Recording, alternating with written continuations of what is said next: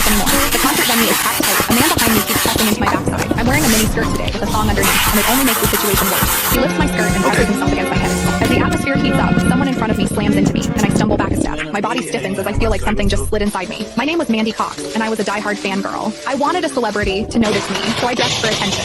I wore heavy makeup and made sure nothing about me went unnoticed. My low-cut top revealed a wide stretch of skin, and my chest bounced with every step. I paired it with a mini skirt that barely covered my thighs and sexy white stockings which hugged my legs. But when I arrived, reality hit. The concert venue was packed so tightly I couldn't move, and the crowd swallowed me whole. The celebrity was never going to notice me. I craned my neck and shouted, "Darling, take me." I never imagined that line would draw the wrong kind of attention. Instead of the celebrity, it caught a filthy creep. After I shouted it, I became aware of a man behind me, repeatedly bumping into me. At first, I brushed it off. In a crowd that dense, accidental contact was easy to explain, but the feeling wouldn't go away. Something hard kept pressing against my butt from behind. I assumed I'd accidentally backed into his hand where it rested behind me, so I turned and offered a polite apology. "Sorry, I didn't mean to bump into you." Cutting through the jungle with an all black fitted hat though. Ain't told me told living.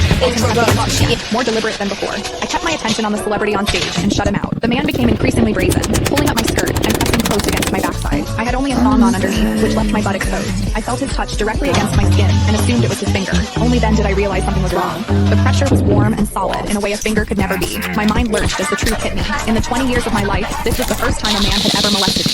Fear surged through me, sharp and overwhelming, and my body reacted with an instinct to flee, but there was no way to move. The concert floor was packed wall to wall, leaving me stuck where I stood. I drew myself tight, bracing as if tension alone could keep the fear out. As I did, my hips closed around the man's so-called finger, trapping it between my cheeks. An unfamiliar sensation followed, and warmth rose to my face. What confused me was that I didn't recoil from it. There was a muted comfort to it, and against my will, it sparked a faint sense of expectation. The man behind me seemed to take it as a signal. He moved in closer, repeating the motion until the intrusion was unmistakable. I had lived a sheltered life as a college student, and now I was being toyed with by a stranger while surrounded by people. Shame surged within me without warning. I felt the urge to sob, but my throat closed, and my voice deserted me. Worse still, the pressure forced my thumb inward and sent a restless, prickling discomfort through my body that wouldn't fade. A quiet, involuntary sound escaped me, and the embarrassment followed instantly. I gathered myself and strained to suppress it, holding it down until my throat tightened. The blaring music and the screams around me drowned everything out. With every eye fixed on the stage, no one was aware of what was happening to me. At the same time, the intensity continued to rise, touching something deep inside me. I bit down on my lip as cold sweat traced my spine.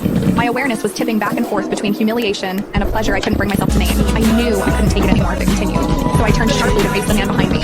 "Please, stop pushing. I can't take this anymore." When I finished speaking, the man leaned toward me and whispered in my ear, "Is it exciting, the way I'm pushing against you?" The shame was overwhelming, and I was on the verge of crying. "I'm a virgin. I've never done that kind of thing. Please, let me go." He didn't stop. Instead, his gaze burned deeper as he seized my waist, the pressure growing stronger. "You're really a virgin? Then let me show you what it feels like to be a..." Click the link in my bio to get the full story for free.